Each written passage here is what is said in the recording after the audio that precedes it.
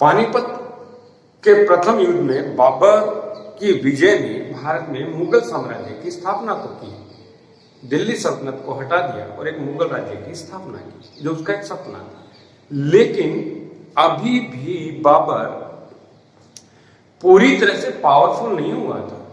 पानीपत के युद्ध से भी ज्यादा खतरनाक समस्या इसके सामने खड़ी थी, वो थी मेवाड़ राज्य का शासक महाराणा सांगा और संग्राम सिंह, जो इसके लिए बहुत बड़ी चुनौती था, क्योंकि सांगा 2 बार इब्राहिम लोदी को हरा चुका था, यह आपको पता है। इसलिए बाबर किसी भी सूरत में सांगा को पराजित करना बहुत जरूरी समझता था। इसीलिए बाबर ने पानीपत के प्रथम युद्ध में जो 1526 को लड़ा गया, उसके बाद नेक्स्ट ईयर इसने दूसरा युद्ध लड़ा, जिसको हम कहते हैं खानवा का युद्ध। खानवा का युद्ध, और ये युद्ध लड़ा गया 1527 एडी। जैसा कि अभी मैंने आपको बताया, बाबर के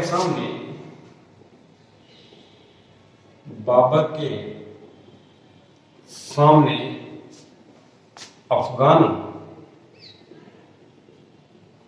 से अधिक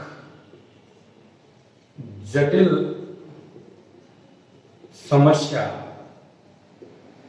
मेवाड़ के राणा सांगा की थी। और ये समस्या क्यों थी? क्योंकि राजपूताना के सभी शासक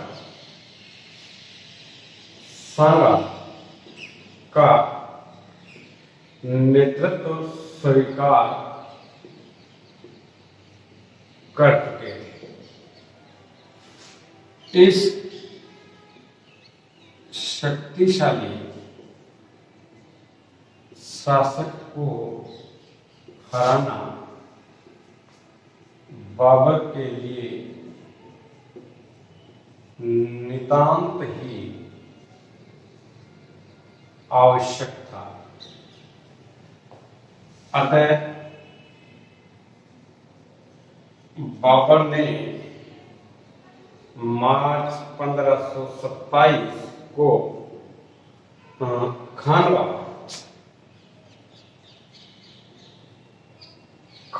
के मैदान में पहुंचा।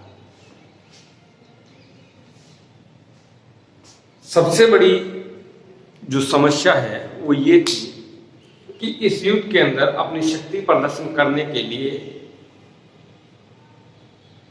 सांगा ने एक बहुत लंबा रास्ता चुना खानवा के मैदान तक पहुंचने के लिए। इसके दौरान बाबर को तैयारी करने का मौका नहीं दिया। बाबर ने अपनी आत्मकथा में भी लिखा है कि वो सांगा से लड़ने के लिए रास्ता ढूंढ रहा था, और उसने इस पर विश्वासघात का आरोप लगाते हुए इसको युद्ध के लिए चुनौती दी कि आपने मेरी पानीपत के युद्ध में सहायता करने का प्रॉमिस किया था, वचन दिया था, लेकिन आप पहुंचे नहीं थे, इसलिए आपने विश्वासघात किया। लेकिन कुछ इतिहासकारों का मानना है कि राणा सांगा को इस तरह का प्रपोजल भेजने की जरूरत नहीं थी, क्योंकि वो खुद 2 बार इब्राहिम लोदी को हरा चुका था। इसलिए उसको इब्राहिम लोदी से कोई खतरा ही नहीं था। राणा सांगा और राजपूताना, गुजरात, मालवा, उत्तर प्रदेश, मध्य प्रदेश, यहाँ के शासक सब इसके करज राजे थे, सांगा को टैक्स देते थे। इतने बड़े शासक को क्या जरूरत थी बाबर को आमंत्रित करने की दिल्ली के खिलाफ? लेकिन बाबर 1527 में खानवा के मैदान में पहुंचा, जबकि राणा सांगा ने वहां पहुंचने के लिए एक बहुत लंबा रास्ता था। सेना की दृष्टि से भी देखा जाए तो राणा सांगा की सेना बहुत बड़ी थी, और किसी ने ये भविष्यवाणी कर दी कि ये बाबर का अंतिम युद्ध है। इस युद्ध के बाद भारत से मुगल साम्राज्य समाप्त हो जाएगा और हर मुगलों की तरफ से लड़ने वाला सैनिक मरेगा, क्योंकि राणा सांगा खत्म। इसकी वजह से सांगा की सेना में भगदड़ मच गई। बाबर की सेना में भगदड़ मच गई, वो डर गए, उन्होंने हथियार छोड़े।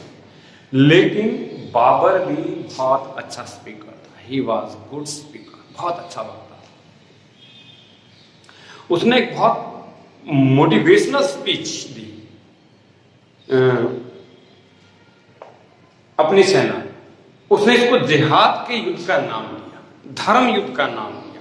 और इस धर्म युद्ध के अंदर बाबर ने शराब नहीं पीने की शपथ ली और अपने सैनिकों से कहा कि इस युद्ध के अंदर आप नहीं लड़ना चाहते, कोई बात नहीं, ये धर्म युद्ध है, मैं लड़ूंगा। जो जाना चाहता है वो जा सकता है, मगर सेना यहाँ। दूसरा, जब ये युद्ध शुरू हुआ, यानी कि आप मान के चलिए 16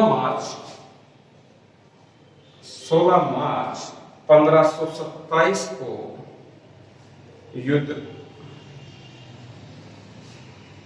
शुरू हुआ।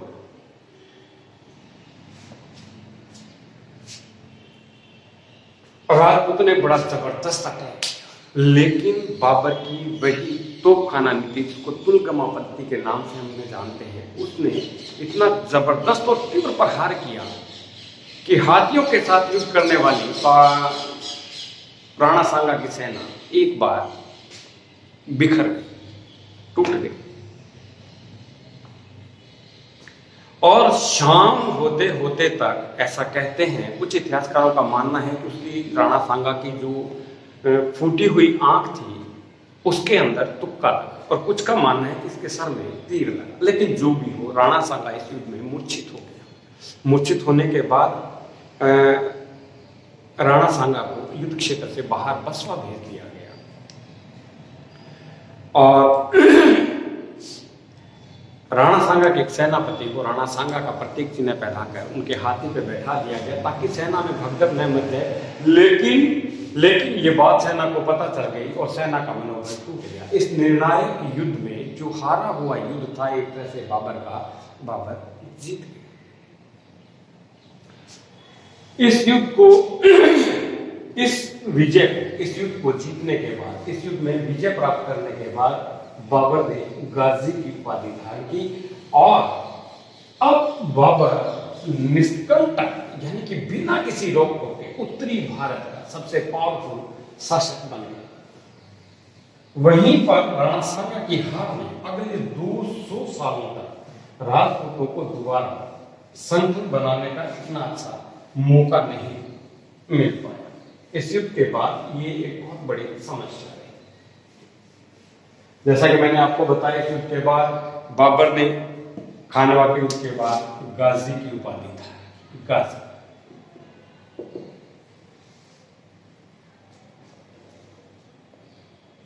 इतनी बड़ी सेना होने के बावजूद इसकी सेना हारी क्यों? राणा सांगा की। यानी कि हम बात करें पराजय के कारण, कई महत्वपूर्ण कारण निकलकर सामने आते हैं। एक तो अपना शक्ति प्रदर्शन करने के लिए राजपूतों को इतने लंबे रास्ते से घुमाया कि वो युद्ध स्थल तक पहुंचते पहुंचते ही थक गए। कुछ इतिहासकार ये भी मानते हैं कि अलग अलग शासकों की सेनाओं के बीच में आपस में जब एक साथ युद्ध तो लड़ने गए, सेना की संख्या तो बढ़ गई लेकिन कम्युनिकेशन नहीं था। लैक ऑफ कम्युनिकेशन की वजह से राणा सांगा को इस युद्ध में हार का मुंह देखना। एक बड़ा महत्वपूर्ण कारण यह भी है कि बाबर के जो बारूद था, जो तोपखाना था, उसने उसकी विजय में, कम सैनिकों के होते हुए भी उसकी विजय में उसको बहुत बड़ा साथ दिया। राजपूतों की पराजय का एक महत्वपूर्ण कारण यह है कि बाबर का बहुत अच्छा और बहुत ही सुंदर व्यक्तित्व होना, मालिक होना, अपनी सेना को मोटिवेशन करने में, उसका हौसला बढ़ाने में बाबर जितना मजबूत शासक शायद सांगा नहीं था। और वो अपनी सेना पे एक ऐसी जगह पे खड़ा होकर अपनी सेना पे नजर रखता था। बाबर उसको देखता था कि जिस क्षेत्र से भी उसकी सेना कमजोर पड़ रही है, तुरंत उसी दिशा से बाकी के जो रिजर्व फोर्स उसने रखी होती थी उसको अटैक के लिए भेज देता था, जबकि सांगा खुद हाथी पर बैठकर युद्ध क्षेत्र में चला गया और अपनी सेना को नियंत्रित नहीं कर पाया। वो देख नहीं पाया कि मेरी सेना किस तरफ से कमजोर पड़ रही है, मुझे किधर से अटैक करना है। दूसरे इसके सैनिक बहुत अच्छे घुड़सवार थे, तीरंदाज बहुत अच्छे थे बाबर के, जिन्होंने भी इनकी सेना को हराने में कामयाबी हासिल की। इसके साथ साथ एक महत्वपूर्ण जो कारण है वो ये भी है कि बाबर अपने स्थायित्व के लिए लड़ रहा था, जबकि राणा सांगा अपनी प्रतिष्ठा के लिए लड़ रहा था। उसने छोटी सेना को देखते हुए ज्यादा सीरियसली ब्लूप्रिंट तैयार नहीं किया इस युद्ध का, केवल सेना ली और निकल पड़ा कि हमें बस हरा लेंगे, थोड़े से सैनिक हैं। इनकी शक्ति का और इनके सिस्टम का अंदाजा लगा नहीं पाया। और जब ये सांगा मूर्छित हुआ, बाहर निकला, तो इस बात को भी वो अपने सैनिकों से छुपा नहीं पाए और सैनिकों का मनोबल गिर गया और जिसकी वजह से हारा हुआ, लगभग हारा सा हुआ ये युद्ध बाबर जीत गया, जो बहुत ही निर्णायक साबित हुआ। इस युद्ध के बाद अगले 200 सालों तक कोई भी ऐसा राजपूत, स्ट्रॉन्ग राजपूत मुगलों के सामने खड़ा नहीं हो पाया। और दूसरा, उत्तर भारत के अंदर मुगलों के स्थायित्व को प्रदान करने के लिए ये युद्ध सबसे महत्वपूर्ण युद्ध साबित हुआ। इस युद्ध के बाद बाबर के लिए जो सबसे महत्वपूर्ण युद्ध माना जाता है, उसके बाद इसने 2 युद्ध और लड़े, जो कि चंदेरी का युद्ध और घाघरा के युद्ध के नाम से जाने जाते हैं। अब हम उसी चंदेरी और घाघरा के युद्ध की बात करते हैं।